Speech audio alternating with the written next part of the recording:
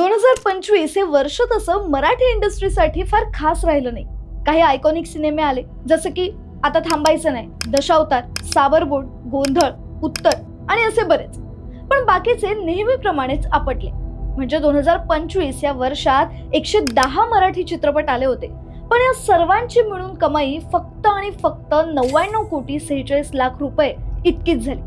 त्यात सुद्धा फक्त 10 चित्रपटांनी म्हणजे 9% चित्रपटांनी जवळपास 75% म्हणजे 74.46 कोटी रुपये कमाईचा वाटा उचलला. हिंदी आणि साऊथच्या चित्रपट सृष्टीशी कमाईच्या बाबतीत आपली तुलना होऊ शकत नाही, पण रिजनल सिनेमाच्या तुलनेत फक्त महाराष्ट्रात तरी मराठी सिनेमाने चांगली कमाई करणं अपेक्षित होतं, जे होत नाहीये.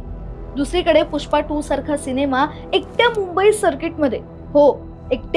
सर्किटमध्ये तब्बल 200 कोटींची कमाई करू शकतो, पण 110 मराठी चित्रपट मिळून अख्ख्या महाराष्ट्रात 100 कोटींचा आकडा सुद्धा पार करू शकत नाही.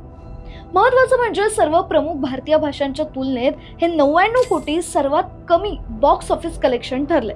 आज साऊथचा सिनेमा, मग अगदी तमिळ, तेलुगू, कन्नड, मल्याळम कोणताही घ्या, त्यांच्या एका चित्रपटाची कमाई जितकी असते तितकी रक्कम अख्ख्या मराठी सिनेसृष्टीला संपूर्ण वर्षभरात मिळते. ही वस्तुस्थिती फार भयानक आहे. आता म्हणायचं झालं तर मुंबई ही भारतातली सर्वात मोठी फिल्म सिटी आहे. सगळ्याच इंडस्ट्रीची लोक आपला चित्रपट मुंबईत चालावा यालाही प्राधान्य देतात.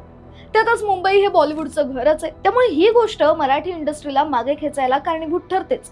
पण यासोबतच आणखी काही कारण ज्यामुळे मराठी चित्रपटांना आपल्याच घरात कमाई करायला स्ट्रगल करावं लागतंय. त्यातलं एक म्हणजे महाराष्ट्रातलाच मराठी प्रेक्षक मोठ्या प्रमाणात हिंदी सिनेमाकडे वळलेला आहे. एकंदरीत मराठीमध्ये कंटेंट ड्रिव्हन चित्रपटांची परंपरा आहे. दुसरीकडे ऐतिहासिक, लव्ह स्टोरी, कॉमेडी, सामाजिक विषय असा मराठी सिनेमाचा कल आहे. मराठीने ऍक्शन, सस्पेन्स, थ्रिलर यामध्ये कधी हात घातला नाही. हे सुद्धा कारण असू शकतं की मराठी प्रेक्षकाची चव बदलली आहे. त्यांनाही ऍक्शन, सस्पेन्स, थ्रिलर, मोठमोठे सेट्स मराठीत बघायचे असतील, पण ते मिळत नसल्याने मराठी प्रेक्षक साऊथ आणि हिंदीकडे वळत असावा. दुसरी गोष्ट म्हणजे मराठी सिनेमांचं प्रमोशन मर्यादित, बजेट कमी आणि थिएटरमध्ये शो मिळण्याची लढाई आता आणखी कठीण होत चालली आहे. त्यामुळे मराठी सिनेमाने आता तरी आपला झोन बदलायला हवाच. आता उदाहरण म्हणून सांगते, गेल्या वर्षी मल्याळम मध्ये 2 चित्रपट आले होते, एक थुडाराम आणि एक लोका.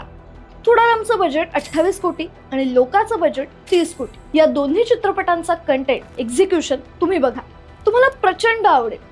याच थुडारामने कमावले 235 कोटी आणि लोकाने कमावले 304 कोटी.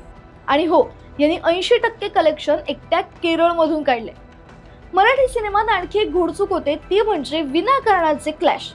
म्हणजे डोक्यावर हिंदी आणि साऊथचं भूत असताना मराठी फिल्म मेकर्स चांगले चित्रपट असूनही क्लॅश करतात आणि त्याचं नुकसान दोन्ही फिल्म मेकर्स सोबत मराठी सृष्टीलाही भोगावं लागतं. आता उदाहरणच घ्यायचं झालं तर 7 फेब्रुवारीला सलाते सलानाते आणि एक राधा एक मीराने क्लॅश केलं होतं आणि त्याच दिवशी बॉलिवूडचे 4 चित्रपट रिलीज झाले होते.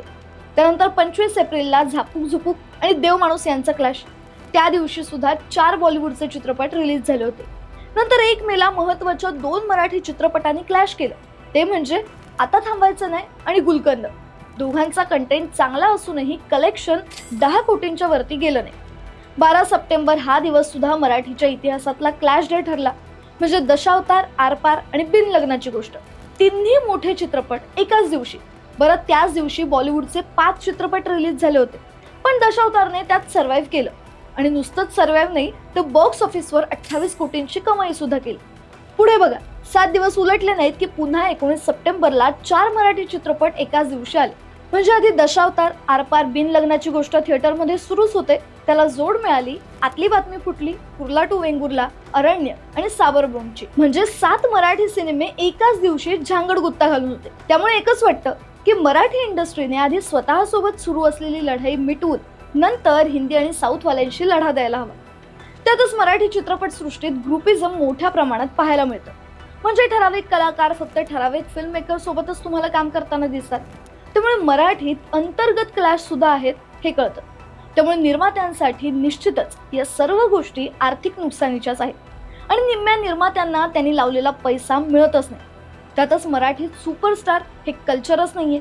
म्हणजे एकही कलाकार इथे सुपरस्टार हा टॅग मिळवू शकलेला नाही. आता एक काळ लक्ष्मीकांत बेर्डे, अशोक सराफ यांनी गाजवला होता, पण आता मार्केटमध्ये हवा करेल असा एकही कलाकार आपल्याकडे नाही, हे दुर्दैवाचं आहे. हा, पण आता 2026 कडून मात्र फार आशा आहे, कारण या वर्षात 2 महत्त्वाचे आणि मोठे सिनेमे रिलीज होणार आहेत. ते म्हणजे राजा शिवाजी आणि खाशाबा. त्यामुळे आता तरी मराठी इंडस्ट्री तग धरेल का हे पाहणं महत्त्वाचं ठरेल. मराठी चित्रपटसृष्टीच्या एकंदरीतच परिस्थितीवर तुम्हाला काय वाटतं, आम्हाला कमेंट करून नक्की सांगा. आणि मनोरंजन विश्वातील अशाच नवनवीन घडामोडी जाणून घेण्यासाठी कलाकृती मीडियाला नक्की सबस्क्राईब करा. रसिका हो, कलाकृती मीडिया म्हणजे मनोरंजनाची लयलूट.